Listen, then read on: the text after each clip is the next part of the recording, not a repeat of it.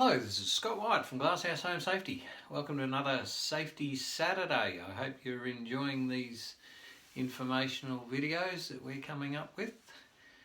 There's just so much to fire. People think it's just a matter of, well, a lot of testing companies even think it's just a matter of pressing a button and that's the end of it, and they walk out. In 5 or 6 minutes their testing is done. So all of these different aspects to fire only come with 30 years of experience in the fire protection industry, and that's what makes us different. So when you think of smoke alarms, think of us. So today's episode is on interconnected smoke alarms. What are they? What does it mean? Why is it required? And all the legalities. So let's start with the requirements for a start. From January 2017, so right now any new houses that are built have to have all their smoke alarms interconnected, and if you do a substantial renovation on an existing home, they have to be interconnected. Substantial renovation is, I think it's 30% change of the property, 50% of the property renovated within 3 years. Is considered substantial. But by 1st January 2022, any homes sold or leased from then on have to have interconnected alarms, and from 1st January 2027, all homes everywhere have to have interconnected alarms. So it's worth knowing why. So why did they bring it in for a start? Why, I've heard that many people complain about, it's just a money-making thing, and that it's unnecessary. It's not. It's totally essential. It's absolutely essential. And so what is it? What it means is that you've got more than one smoke alarm and there is a wire running between them. They're connected. So that if one goes off, the other goes off. It's as simple as that. That's what it's all about. Because at the moment, quite possibly your existing home, you might have, let's say 2 smoke alarms in your hallway. If you go out there now and follow that video that we had on self-testing your smoke alarms, poke the broom in the button and make it go off, you'll find that the one that you're testing goes off and the other one doesn't, most likely. It's unlikely that they're interconnected right now. So why would you want to connect them? Well, there's a number of different reasons, but the main one is that sound is diminished over distance and through obstacles.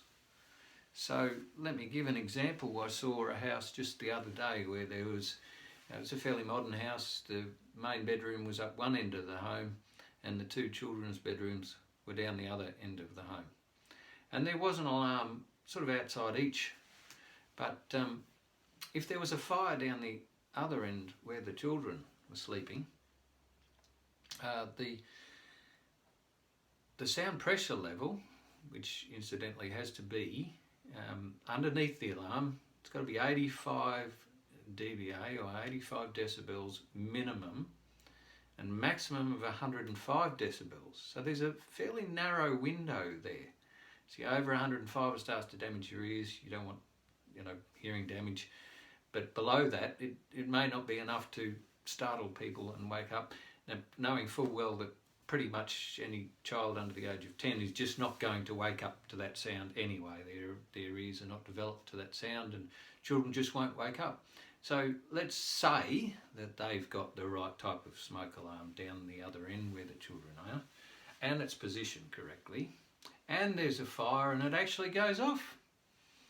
The children won't respond to it, and that sound, which at best is 105 decibels at that point, which normally not, normally about 95, that sound has to push out of that area, up a corridor and into another room where the person that has to wake up is meant to hear it.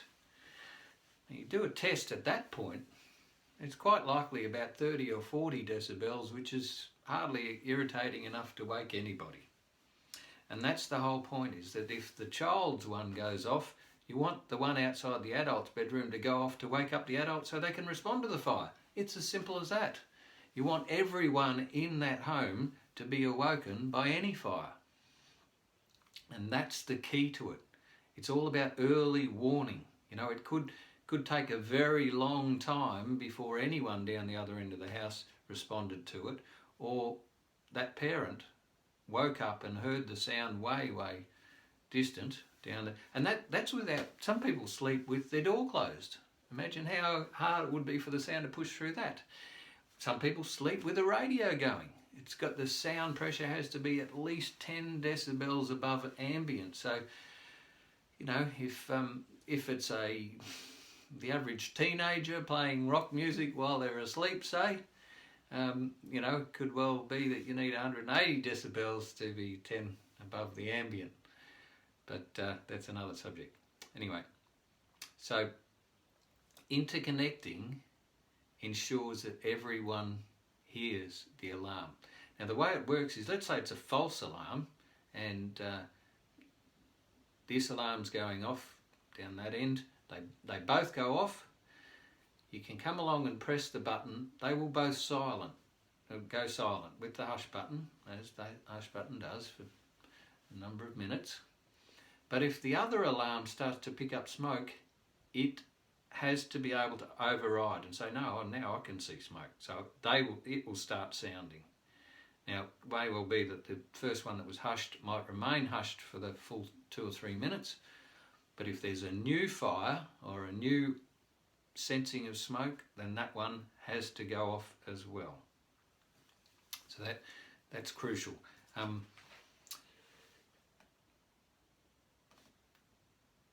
That's about it, really. They should be interconnected for the simple reason that not everyone has the same hearing capacity.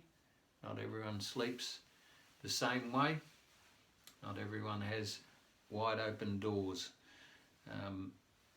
So that's why the regulations have come in, because they want less people to die in house fires, and that is the only way to alert them, is through the sound.